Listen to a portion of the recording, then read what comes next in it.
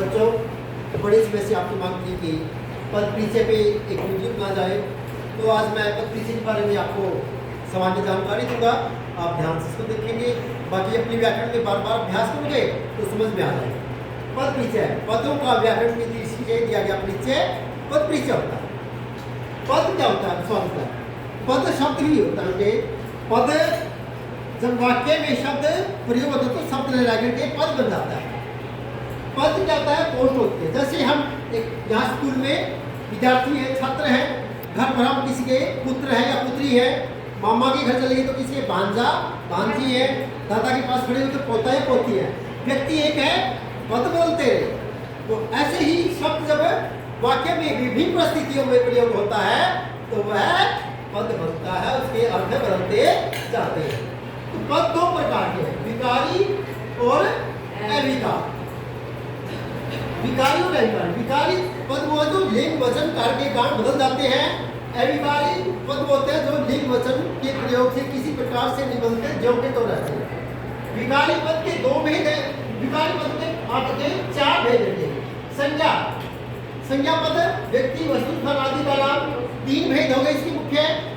व्यक्तिवाचक संज्ञा, जातिवाचक संज्ञा, भाववाचक संज्ञा। व्यक्ति वस्तु स्थान का नाम जहाँ जाएगा व्यक्तिवाचक हो जाएगा, जातिवाचक समूह का बोध कराएगा और भाववाचक किसी विचार का बोध कराएगा। पिछली कक्षा में हम ये पढ़ चुके हैं। उसके बाद सर्वनाम। सर्वनाम के हमारे संज्ञा के स्थान पे जो शब्द प्रयोग होता है सर्वनाम पढ़ चुके हैं। असल में पद परिचय पूरी व्याकरण आ जाती है। सर्वनाम के 6 भेद। पुरुषवाचक सर्वनाम वह यह वह तुम। उसके बाद निश्चयवाचक, अनिश्चयवाचक, संबंध वाचक, प्रश्नवाचक, निजवाचक। विशेषण, विशेषण संख्या सर्वनाम की विशेषता से विशेषण कहते हैं। गुणवाचक, संख्यावाचक, परिमाणवाचक और सर्वनाम। ये आपको भेद है इस प्रकार से। क्रिया ये भेद दो। सेकंड में तो क्या करना? सेकंड में क्रिया जहाँ पर क्रिया के व्यवहार का फर्क है, सेकंड में होती है को का समान है और जहाँ को का समान है वहाँ एकल में क्रिया। ये दो इसके भेद हो गए।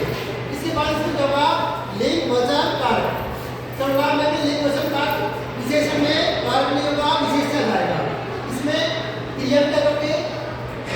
इसमें आपका सेकंड में एकल में भेद लिंग वचन और काल, वर्तमान काल, भूतकाल, भविष्य काल।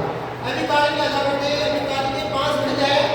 क्रिया विशेषण, क्रिया विशेषता पता है जो क्रिया विशेषण के भेद है।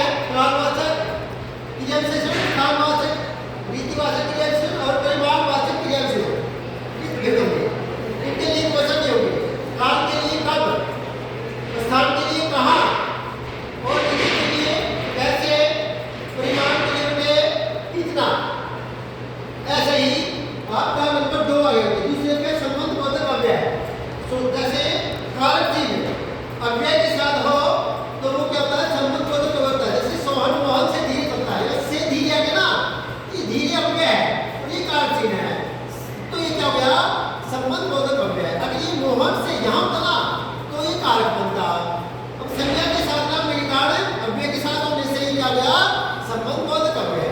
अब समुच्चय बोधक अव्यय समानार्थक जो समूह का बोध कराए और किंतु परंतु दो वाक्यों का शब्दों का ये समुच्चय बोधक होता है। इसके दो भेद, समानाधिकरण और व्याधिकरण।